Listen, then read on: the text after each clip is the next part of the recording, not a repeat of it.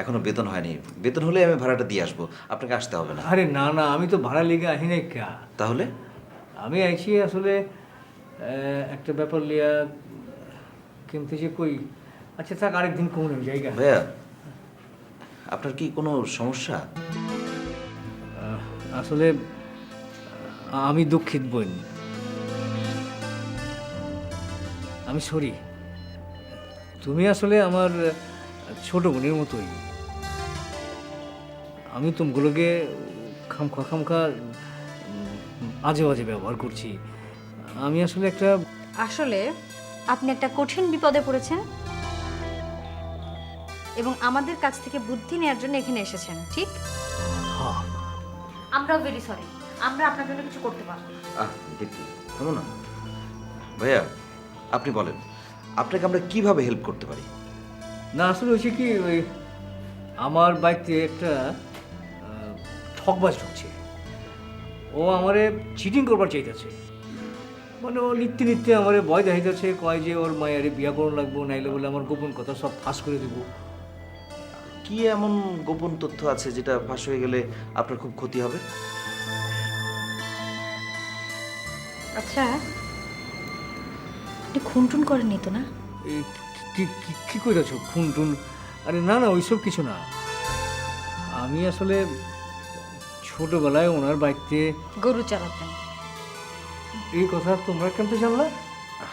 এই কথা বাড়ির সবাই জানে। হায় হায় হায়, করছে কি? আমার তো পেস্টিজ একটা ফাইনাল করা হয়েছে।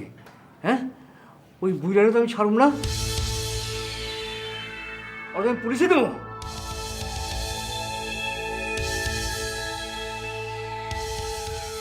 ভাইয়া, আপনি উত্তেজিত হবেন না, মাথা ঠান্ডা করে বসেন তো। আপনি আমাদের পুরো ঘটনাটা খুলে বলেন, কি হয়েছিল, কি হয়েছে? আসলে হয়েছে কি, আমার বাপের আসলে সংসারের উপর কোনো মনোযোগ ছিল না, কোনো দিল আছিল না সংসারের দিকে। এইটা লয়া আমার মা লয়ে খালি ঝগড়াঝাটি হইত। এর বাদে একদিন আমার বাপে আরেক জায়গায় বিয়া করে আনে, আর আমার মায়ও মরে গেল রোড অ্যাক্সিডেন্টে। আমি তখন খুব ছোট্ট, আশ্রয় হইলো আমার ওই বইরার বাড়িতে। ওখানে থাকলাম কয়েকদিন, তার বাড়িতে কাজ কাম করতাম, গরু চড়াইতাম। দেখলাম যে ওই কাম আমার দ্বারা হইব না, আয়া পড়লাম ঢাকা শহরে। জীবনের সংগ্রামে নেমে পড়লাম, রাস্তাঘাটে থাকলাম, খাওন পাই না, দুবেলা পেট ভরে খাওয়ানোর সুযোগ হয় না। তারপর একটা পান বিড়ির দোকান দিয়ে শুরু করলাম ব্যবসা।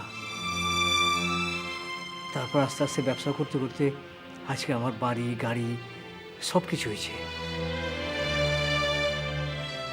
আর এইসব সম্পত্তি ওরা আত্মসাৎ করণে লেগা। আপনি এক কাজ করুন, ওই বুড়োর মেয়েটাকে বিয়ে করে ফেলুন। কি কইতেছো তুমি এইসব? না আসলে ভাইয়া, ও কিন্তু মন্দ বলেনি। আরে আমি আইলাম অগোয়ার থেকে বাঁচনের লেগে তোমার কাছে, আর তোমরা দেখি অগপক্ষ নিয়ে কথা কইতেছো। ভাইয়া, আমাদের ভুল বুঝবেন না। আপনি একটু চিন্তা করে দেখেন, আপনার অর্থ সম্পদের কোনো অভাব নেই, আর নাই? কিন্তু অভাব আছে ভালোবাসা, স্নেহে, মায়া, মমতা, তাই না? আপনার পাশে দাঁড়াবে এরকম কেউ নেই। দেখুন, আপনার কোনো ফ্যামিলি নেই, আর কখন কি হয় বলা যায় না। আপনার যদি কিছু হয়ে যায়, আপনার সম্পদ কে দেখবে? তাছাড়া ভাইয়া চিন্তা করেন, ওই দুর্দিনে এই লোকটাই আপনাকে আশ্রয় দিয়েছিল, তাই না?